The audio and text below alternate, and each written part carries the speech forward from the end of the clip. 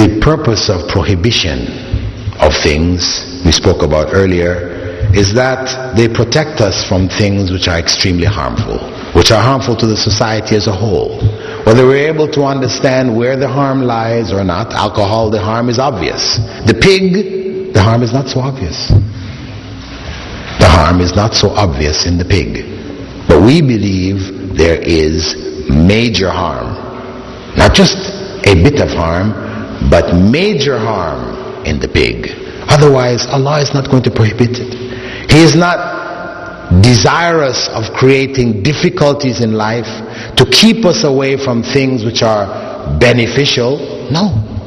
He prohibits the things which are harmful, where the harm is widespread. So when he prohibited the pig, it's because there's real harm in it. Not just the trichinosis that we have discovered, or the fact that the pig has a lot of fat and the body cannot break down pig fat, though it can break down cow fat and sheep fat and the others, but the pig fat, we don't have the enzymes to break it down to its lowest components, so it is redeposited in our system, in our blood vessels and things like this, and doctors recommend to stay from it if you have, problems with clogging of the arteries, all these type of things. We can see all that, but people can always say to you, what if we raise a hygienic pig? No trichinosis. And a lean pig, we don't feed him any, stuff that's going to make him fat. He's just bones and muscle. Are you going to eat him now? No. I still don't eat him. Yeah. So those things we have found, let us not assume that that is it. No. There is harm. Some of the scholars of the past pointed out that perhaps the harm had to do with the nature of the pig. When we look at the animals that are prohibited to us to eat, from eating, we see that in general there are animals which are carnivores. The carnivores, the lion, the tiger, birds of prey that kill with the claw, the hawk, the eagle, the osprey, they are prohibited to us. Alligators, etc. The sea is different. Animals which are sea animals, because the shark is a predator also, but we can eat it. Big fish eat small fish, but we can eat them. So the ruling concerning the sea is different from the ruling for the land animals, right? These are the land animals, the birds, these are the forbidden animals.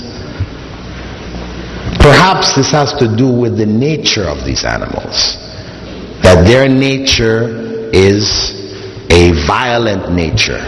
When you observe the cow and the sheep and the goats, when they eat their vegetable matter, very chewing the cud, this is just calm type animals.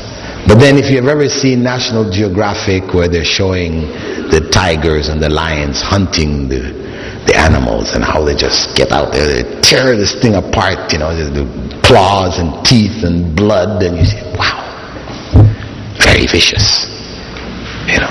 Not that they're deliberately thinking, hey, I'm going to be vicious today. Hey, that's just how they are. That's their nature, to eat in that way. And that's why you read about cases every year, every so often. These movie actors, they like to get these exotic pets. They buy a Black Panther or whatever, and you see them walking down the street with their panther or whatever. And then you read in the newspaper, he got clawed by his panther. He's playing with his panther. One day he just tears off half his arms. Why? He had raised this panther it was a little kitten. And all of a sudden the thing is, because that is its nature. No matter how much you try to domesticate, it has this nature. Similarly, for the lion tamers, this is a very high-paid profession. Because the high point of the lion tamer show is when he gets the lion up there and he opens up his jaw and he puts his head and everybody says, whoa, look at that boy. No way you get me doing one of those, right? And they do it. But every year a lion decides to close his mouth and a lion tamer loses his head. That's why they get good pay. They get danger pay here, So This is the nature. And anybody who has observed the pig, go to a pig farm and observe the pig. Its nature is filthy. It just loves filth. You put him in a clean area, he will wallow in his own feces, and yes, that is the nature of the pig. However you try to keep him, he loves filth. So, as they say, you are what you eat. There's a famous German nutritionist, he started that statement, you are what you eat. That's the bottom line. You're eating the pig, you're building yourself up with the pig, his enzymes, his protein, his genes. Your body's breaking it down and remaking itself. It is affecting you. It is affecting you. Allah knows. This could very well be the essence of it. Now some people say, hey, the pig, why did Allah make the pig then? And of course Muslims, people who are raised as Muslims, who have lived lives as practicing Muslims, who have never eaten the pig, in their mind, the pig must be nasty tasting. Well, to be honest, I was raised a non-Muslim, and my parents used to cook up pork, and it tasted good. It didn't taste bad, it tasted nice, and that's why it's popular. So it's not about it being nasty tasting. No, not at all. So the people ask, well then why did Allah forbid it? If we discount this other element, right, of you being what you eat and all the other things, right? We say, hey, observe the pig. The pig is a garbage disposal unit, a living one. You got garbage, filth, whatever, the pigs go, they clean it up for you. So, that's his job, that's his role. And you don't have to eat everything Allah made. Do we eat flies? People could argue, why don't we eat the fly? We don't have to eat the fly. He has a job, he does his job, he's very important.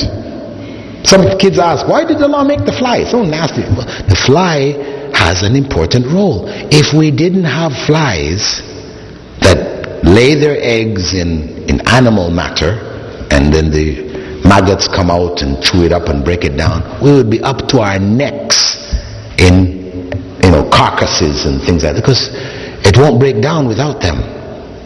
They play a major role in keeping our societies clean. They have a role. We don't go eating them. We don't have to eat them. We see what their job is, and common sense tells us we don't have to eat it. We don't eat it. Technically speaking, if you wanted to eat a fly, nobody could say it's haram. You realize that, right? I just clarify that in case you wanted to, people who eat flies, right? I'm saying technically speaking, though I wouldn't want to eat it and I wouldn't recommend it, if you did choose to eat flies, it's halal. But we don't eat it. Okay?